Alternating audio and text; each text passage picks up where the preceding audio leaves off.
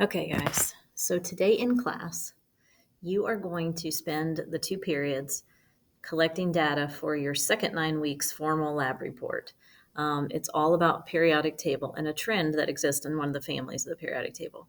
Um, it is it's technically I would call it a semi-formal lab because it's not as complicated as what our normal formal labs are, and it is. I'm taking you over to the periodic table because I would be doing this in class. It is only worth 30 points, 30 or 35 points, 30 points, I think. So if you want to click on the link in the agenda, open up the lab so you can go through it and see what it's all about as I'm talking about it. So it is not like the size of a normal lab report. The little catch to it is you're not working on this with your lab partner. You need to make sure that you and your lab partner turn in totally separate lab reports for this, but it's much shorter than normal. So what we're doing for this lab report is we're studying carbon's family. So here's carbon's family, right? We have carbon, silicon, germanium, tin, and lead. And there are trends. Of course, we've been doing activities where we've been seeing different trends that exist on the periodic table. But we're going to study density trends of this family. So we have carbon, we have silicon, we have tin, and we have lead. What we do not have is germanium. So I said in the other class that germanium was too expensive, or that it was impossible to get. But Jake proved me wrong, and he looked it up online. And if you want 1 gram of it, it's $3. So if you really wanted to get some germanium, we just don't have any. So what we're doing is we're going to take measurements for those 4 elements: carbon, silicon, tin, and lead. And then we're going to use that to predict what the density of germanium is. Okay, so I'm going to show you some of the equipment here that we have to work with. We're working on it down here in the lab in J2. So I'll put everything in the lab area on a cart. So it'll be over here. It'll be on this cart that you see right here. And obviously you'll use the sinks. Because we don't have the lab tables, you just need to make sure that the lab is cleaned up. I mean, your tables are cleaned up if you spill any water. So the other thing is too, if you do all of the, and there's still some water in here from the previous class. So anytime you have water at your table, because we're really only using water and the scales and finding density, mass, and volume, just put anything that you have water in these on top of the table. That way you can just dump it back in the sink when you're done. Okay, so obviously we have to have samples of those particular items. So I'm going to show you what they are. Carbon is super easy, right? I hope you know what carbon is. Carbon is graphite, so it's this. Little pieces. It does say carbon on the cup. There's not a ton of pieces in here, so you have to share. There's not a ton of equipment either, so you have to share. Once you're done with something, put it back. There's not enough for everybody. So here's what I want to make sure that you know. We know this from the previous formal lab reports. Some of us did well on it. Some of us didn't do so well on it. So let's make sure that we do things differently on this lab report to make sure that we get an A. So when you're collecting data, obviously, we know that more than one trial is important, but what I really want you to do is make sure that you vary the amounts of substances in each trial. So if you take this little piece of carbon to measure your first density, you measure its mass on the scale, you find its volume, and then you divide mass by volume to find density, and then you're going on to do trial number 2, and you go in our little cup and you pull out your second piece of carbon, right? So this was your first trial, and then this is your second trial, but they're almost exactly the same. Do not use the same size samples multiple times. So if this is trial 1, take 2 pieces for trial 2, or 3 pieces or 4. Vary the quantity in each sample when you're collecting data. If you have the same size things every time you do a different trial, it's not giving you good results, and you're going to miss points on your lab report. I'm just telling you that right now. That's carbon. Silicon is super fun. Silicon is this really shiny rock. There is a little basket of them. There's also a couple containers of them. So you can get it out there, but there's a bunch of little tiny pieces. And there's actually some really big chunks in here too. So obviously you can dig through there. The tin is kind of cool. There's a lot of tin rods.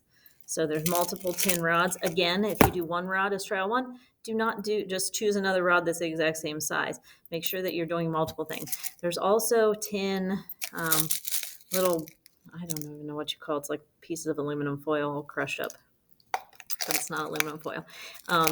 If you put those into water, because you're doing water displacement to find volume, just understand that little air bubbles can get trapped inside of them. So you need to tap the side of the graduated cylinder to release the air bubbles so that you're not taking up volume that's just air and not actually the metal.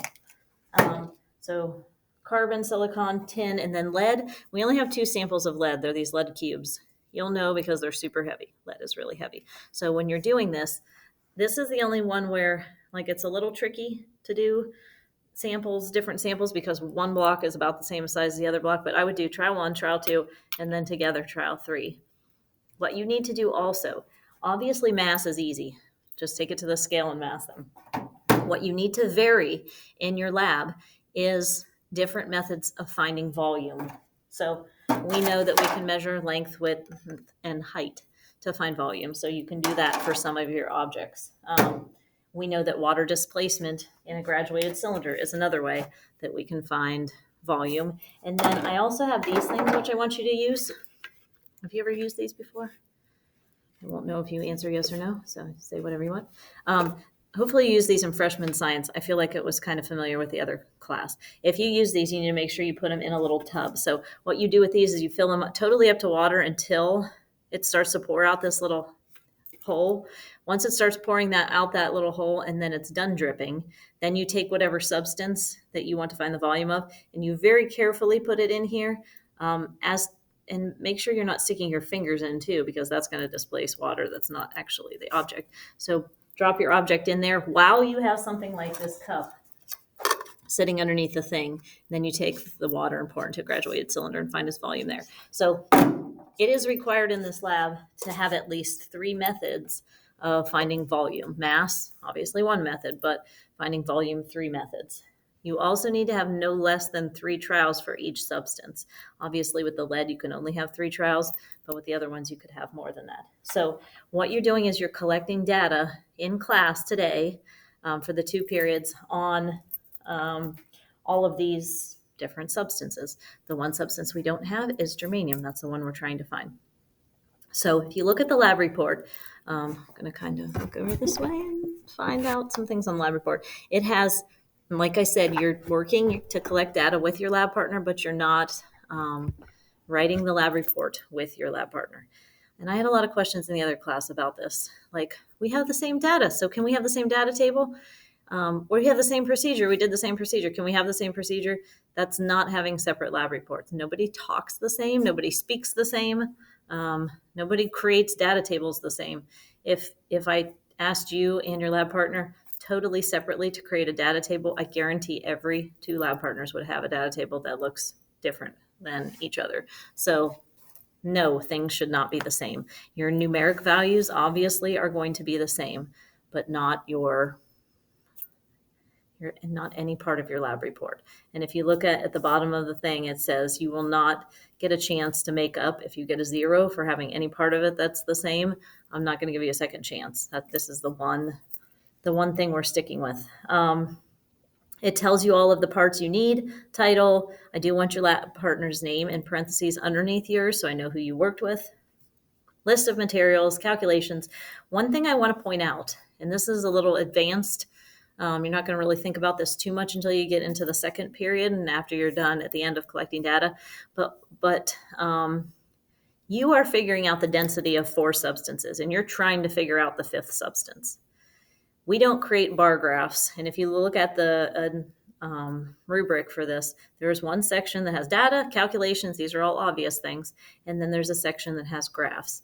You need to be able to, when you have collected all of your data, you need to be able to graphically show density so that you can predict germanium's density. So this is where it brings this lab to an honors level. It's not very simple. It's not very straight away. You have to think with your lab partner on what way am I going to graphically represent these 5 elements, or 4 elements technically because you don't have the 5th one, in a way that I can get an equation of the line, a linear equation of the line, a curve, whatever it is, and then I can use that equation of the line to put in the variable, whatever variable you decide that's going to be, and it will spit out for me the density of germanium. So You're going to have to use information other than just mass, volume, and density in this lab. You're going to have to use something else about the element in order to create a graph with that, because density is one variable on your graph. That's going to be one axis. The other axis has to have something else on it.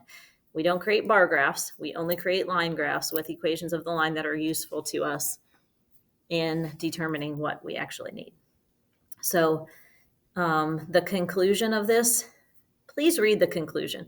One of the biggest problems in the last lab report is people writing this really long and extravagant conclusion and not talking about any of the things that I put in there to talk about. You're just babbling about stuff that you thought I wanted to know about. But if you read the conclusion and answer all the questions, then you're going to get all the points on it. If you don't, you're going to miss all the points. One of the things it says to do in the conclusion is to find percent error. So you're going to predict germanium's density, but then you're going to be able to look at your periodic table and find out what the actual density of germanium is, and then you're going to calculate percent error. I hope that you're very close. If you do the graph right, if you create a graph that makes sense for what you're doing, then you will get a very, very low percent error, even if you completely screwed up collecting data, because I guess it's really hard to screw up finding density.